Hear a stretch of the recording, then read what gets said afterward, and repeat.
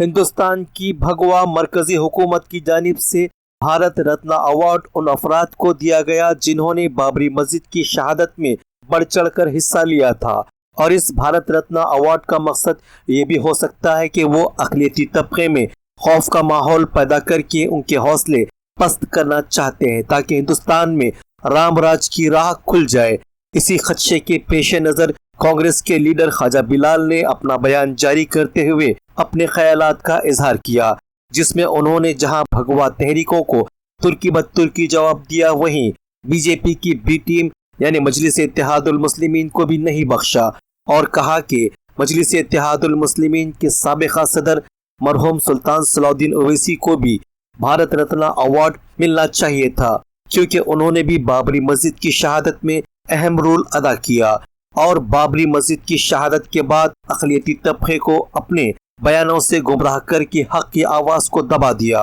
तो ये था इल्ज़ाम कांग्रेस लीडर ख्वाजा बिलाल का। तो आइए देखते हैं इस बयान के तफसीलात और देखते हैं अक़लियती तबके के सियासी ठेकेदार का अहम रोल बाबरी मस्जिद की शहादत में। और पल पल बाखबर रहने के लिए हमारे न्यूज़ चैनल को लाइक करें, सब्सक्राइब करें और शेयर करें ताकि आप रहे पल पल बाखबर। भारत रत्न अवार्ड के लिए जिन लोगों को नामजद किया गया है वो तमाम लोग बाबरी मस्जिद की शहादत में मुलव्वस थे। जैसे एल.के. अडवाणी हैं, वो भी भारत रत्न के अवार्ड से उनको नवाजा गया, वो बाबरी मस्जिद की शहादत में मुलव्वस थे। अटल बिहारी वाजपेयी भारत रत्न से नवाजा गया, वो भी बाबरी मस्जिद की शहादत में मुलव्वस थे। पी.वी. नरसिम्हा राव भारत रत्न से अवार्ड उनको नवाजा गया, वो भी बाबरी मस्जिद की शहादत में मुलव्वस थे।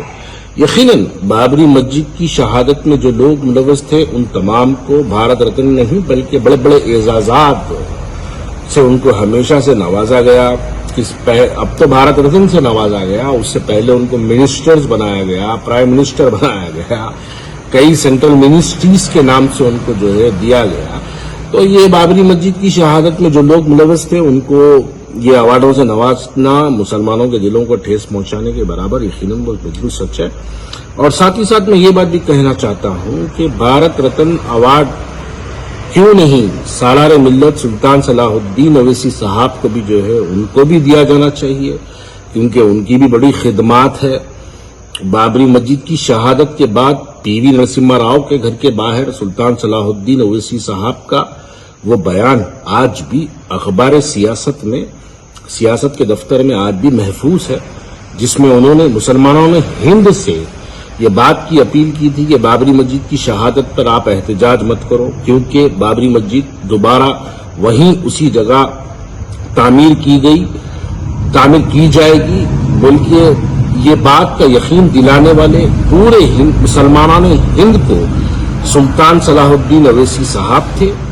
तो मैं भारतीय जनता पार्टी से अब क्योंकि अब बाबरी मस्जिद तो वहां पर रही नहीं, वहां पर बाबरी मस्जिद को बेरहमी से शहीद कर दिया गया और सालार मिल्लत सुल्तान सलाहुद्दीन ओवैसी साहब को भी भारत रत्न का अवार्ड से नवाजा जाना चाहिए उनको भी, क्योंकि यकीनन थोड़ी सी सही मुसलमानों ने हिंद को रोकने के लिए, मुसलमानों ने हिंद को एक झूठा वादा करने की बुनियाद पर, इस बुनियाद पर उनको भारत रत्न अवार्ड के जो है नाम से